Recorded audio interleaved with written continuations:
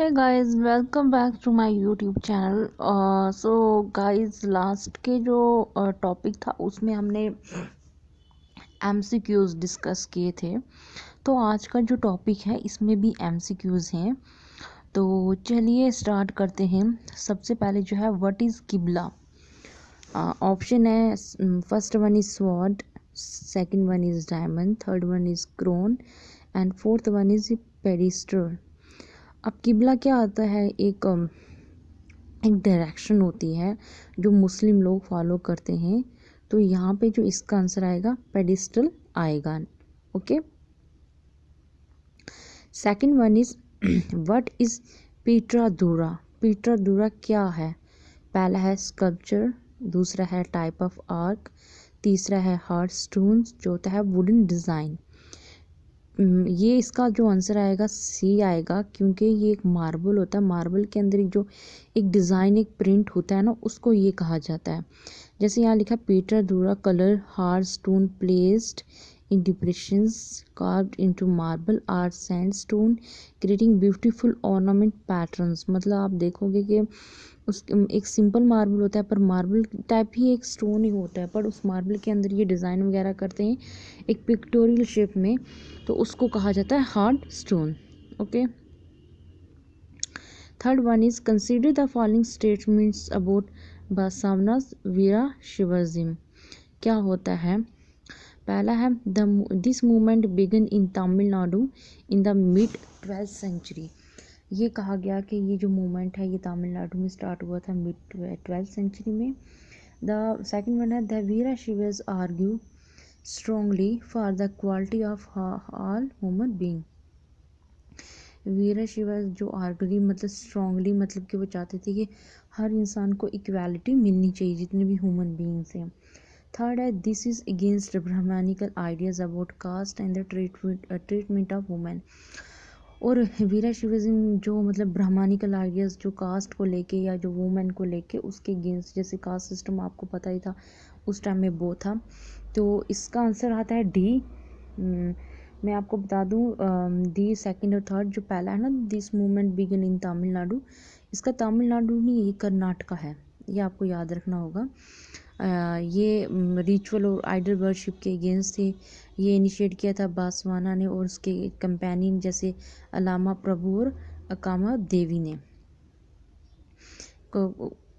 जो fourth question है which of the एक सेकेंड, जो फोर्थ वन है which of the following Maharashtra saints inspire people from 13 to 17 century.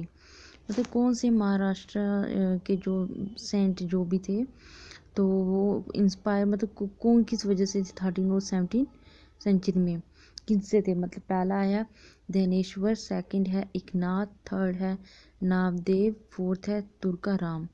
तो इसका राइट आंसर ये चारों के चारों हैं। ये जो सेंट पॉइंट थे, इन्होंने जितना भी रिचुअलिज्म था उनको रिजेक्ट किया। इनफैक्ट उन्होंने जो आइडिया था रिनोसेशन का या प्रेफर देना फैमिली के साथ और अर्न करना किसी के लिए, जो भी ये चीज़ थी वो इन सब के अगेंस्ट थी। तो इसका आंसर 4 आएगा सब के सब। अब नेक्स्ट क्वेश्चन है which of the following criticize ritual and various aspect of conventional reason.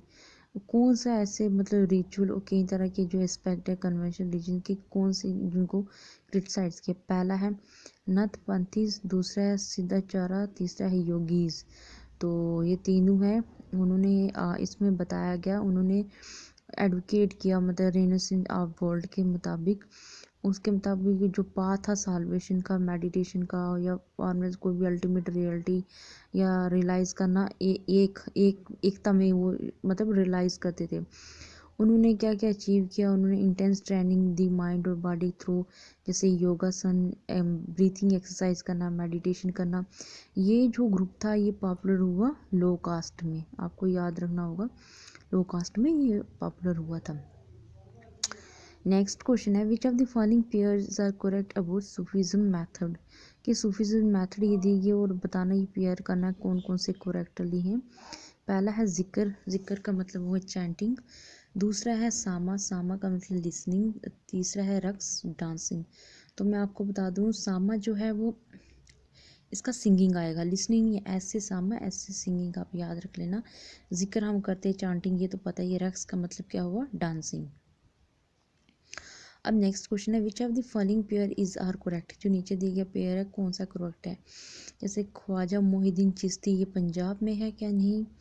दूसरा है कुतुबुद्दीन बख्तियार खाकी, ये दिल्ली में है क्या, नहीं। तीसरा है बाबा फरीद, पंजाब में है कि नहीं। ख्वाजा निज़ामुद्दीन औलिया, दिल्ली में है कि नहीं। तो इसका करेक्ट आंसर बी है, क्योंकि कुतुबुद्दीन बख्तियार खाकी ये भी दिल्ली में है, बाबा फरीद ये पंजाब में है, ख्वाजा निज़ामुद्दीन औलिया दिल्ली में है, जो ख्वाजा मोहिद्दीन चिश्ती अजमेर शरीफ में है, ना कि पंजाब में है।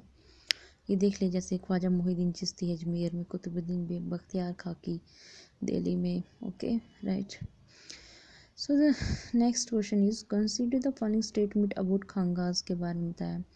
पहला है, ordinary people and royal family member use to visit, कि जितने भी ऑर्डिनरी पीपल या रॉयल फैमिली के होते मेम्बर होते थे वो जाना पसंद करते थे। Spiritual matter were discuss here, वहाँ पे स्पिरिचुअली मतलब जो भी रिलीजियस के स्पिरिचुअल जो भी होता था वो डिस्कस करते थे। तो इसका राइट आंसर क्या है, तो इसका राइट आंसर सी है, मतलब 1 और 2। वो स्पिरिचुअल मैटर को डिस्कस करना, जो sought the blessing of the saint in solving the worldly problem, उन सेंट के पास जाना, जो भी साधु या पीर फकंद संत वगैरह जो भी होते, उनसे अपनी जो दुनिया की प्रॉब्लम होती है उनसे, और simply attend the music and dance session. और वो क्या करते थे, म्यूज़िक और डांस सेशंस को भी अटेंड करते थे। Sufi master with medical power that को relieve other of the illness and troubles, जो दूसरे मतलब सूफी मास्टर थे वो, उनके साथ एक पावर होती थी जो क्या करते थे, दूसरों की बीमारी और जो उनकी मुश्किलात होती थी उनको वो कम करते थे। ओके, नेक्स्ट है, which of the following statement is are correct. Kabir, पहला है, रिजेक्टेड ऑल ऑर्थोडॉक्स रिलीजन, जो कबीर था उसने ऑर्थोडॉक्स रिलीजन को रिजेक्ट किया। सेकंड है, Guru Nanak rejected all Orthodox religion, Guru Nanak ji ने भी मतलब कि जितने भी ऑर्थोडॉक्स रिलीजन है उसको रिजेक्ट किया। थर्ड है, तुलसीदास, उसने क्या किया, except existing belief and practice but wanted to make their accessible to all. Okay, next है, Surdas accepted existing belief and practice but wanted to make this accessible to all. तो ये राइट आंसर 4, मतलब 4 के 4 जो हैं ये बिल्कुल राइट हैं। The last one question is, Tulsidas Ramcharitmanas is written in, Tulsidas ने रामायण मतलब रामचरितमानस भी बोल सकते हैं, कौन सी भाषा में लिखी, हिंदी, अवधी, संस्कृत या प्राकृतिक। तो आपको याद होना चाहिए अवधी। तुलसीदास की जो कंपोजिशन है रामचरितमानस, ये अवधी एक ऐसी लैंग्वेज है जो ईस्टर्न उत्तर प्रदेश में पाई जाती है। इम्पॉर्टेंट है हमारे expression of devotion and as a literary work के लिए। सो गाइस, ये थे आपके सब एमसीक्यूज़ वगैरह, तो आई होप आपको समझ में आ गया होगा। इससे रिलेटेड आपको कुछ भी अगर कुछ पूछना हो तो आप प्लीज़ ज़रूर कमेंट सेक्शन में पूछिए। सो मिलते हैं नेक्स्ट वीडियो में। Thank you.